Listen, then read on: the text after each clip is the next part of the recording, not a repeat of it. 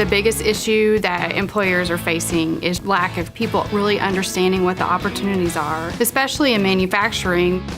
It's very high skill and it's a very lucrative career opportunity for many, many people. The factory has as much technology as everywhere else in the world. There's many skilled trades and many positions out there that need STEM as well as technical skills to be filled.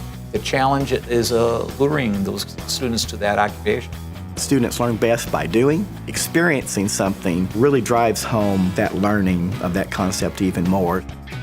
The robotics competition takes in a lot of different aspects and puts them all into one area. The students build a competitive robot that competes against other teams.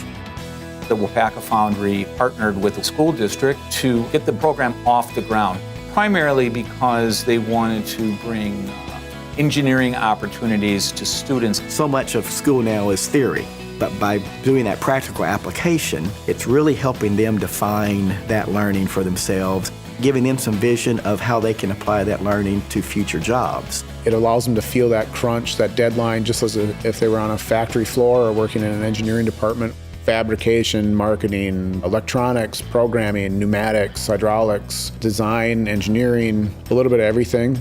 It takes education and allows it to be a real-world situation. A lot of kids want to use computers or technology on the job, but they never envisioned that they could be using it in a factory.